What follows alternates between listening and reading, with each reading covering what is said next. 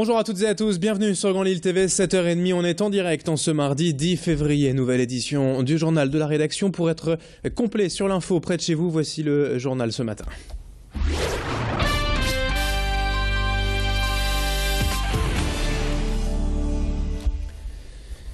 Et tout d'abord, dans cette édition matinale, retour sur cette polémique au lycée Averroès de Lille, le combat qui s'est engagé entre la direction et un enseignant démissionnaire.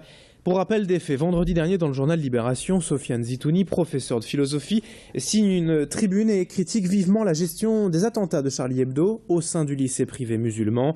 Il y décrit de vives tensions entre enseignants, des propos antisémites récurrents de la part des élèves et surtout un double jeu de la direction, accusé, je cite, de diffuser de manière sournoise et pernicieuse une conception de l'islam qui n'est autre que de l'islamisme.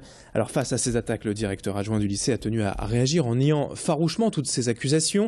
Il nous a ouvert les portes de l'établissement hier et annoncé son intention de porter plainte pour diffamation. Le lycée Averroès devrait toutefois faire l'objet d'une inspection académique prochainement. On écoute ce directeur adjoint du lycée Averroès à Lille, Éric Dufour, reçu hier par Rémi Pem.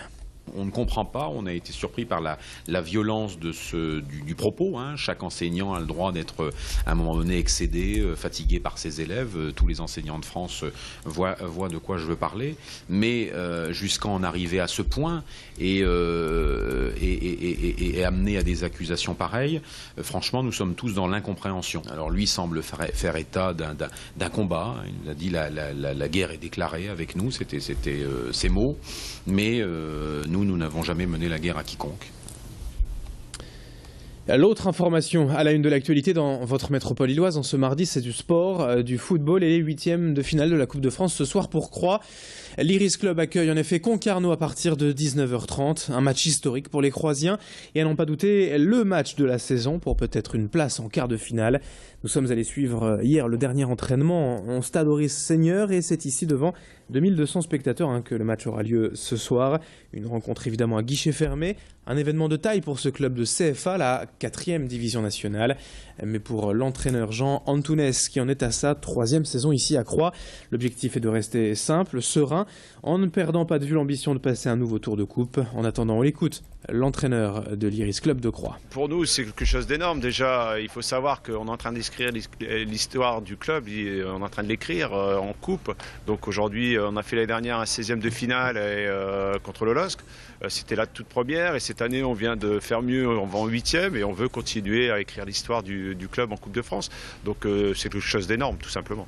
2200 spectateurs, c'est rarissime pour nous, ça c'est la première à guichet fermé, donc forcément on espère qu'on aura un 12e homme qui sera là, qui sera présent, qui sera là pour nous soutenir et nous pousser derrière cela.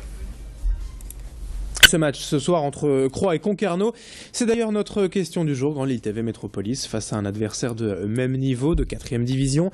Pensez-vous que l'Iris Club puisse se qualifier pour les quarts de finale? Ce serait bien évidemment une première pour le club. Alors, est-ce que vous y croyez? C'est notre question aujourd'hui. Votez comme d'habitude sur la question du jour.net et via les Facebook officiels de Grand Lille TV et de Métropolis. Dans le reste de cette édition, un peu de culture avec cette mauvaise nouvelle dans l'actualité pour le Théâtre du Nord. Le maire de Tourcoing, Gérald Darmanin, vient en effet d'annoncer qu'il retirait la totalité de la subvention annuelle de la mairie, soit tout de même 76 250 €. La mairie de Tourcoing justifie cette décision par une situation d'endettement record de la ville. Mais pour le Théâtre du Nord, c'est tout simplement l'accès à la culture pour tous et même l'avenir de la structure qui est ainsi menacé. Le directeur Christophe Rauque regrette actuellement l'annonce par voie de presse, sans discussion préalable ou tentative d'accord. Et il craint maintenant que d'autres partenaires suivent et se désengagent à leur tour. Une pétition a donc été mise en ligne sur pétitionpublique.fr. On écoute le directeur du Théâtre du Nord au micro de Fanny Bourdillon. À force de baisser les crédits, à force de baisser les subventions, tout le monde s'engouffre dans la brèche. Et puis, c'est symboliquement, enlever tout l'argent sur un centre dramatique, ça n'augure que du mauvais pour la suite, pour les autres structures. Tout a un coût.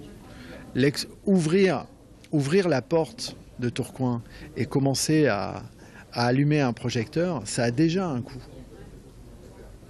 C'est un coût de personnel, c'est un coût de fonctionnement qui est relié à cette subvention.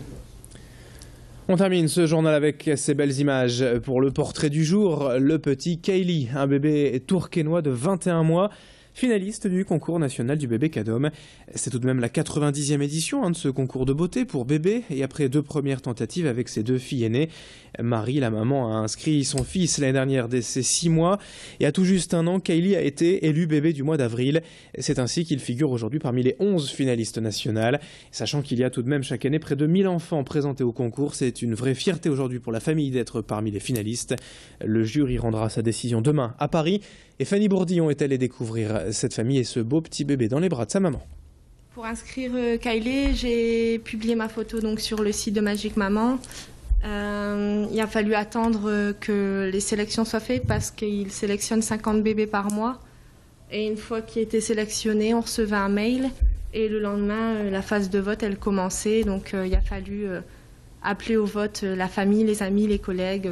Sur le total de l'année, il y a environ 10 000 bébés et il y a 11 finalistes. J'ai su donc qui était bébé du mois d'avril, la veille de son premier anniversaire. J'étais super contente, j'étais très fière de mon loulou. Allez, c'est la fin de ce journal, 7h36 en direct sur Grand Lille TV. La météo et l'infotrafic à suivre dans un instant.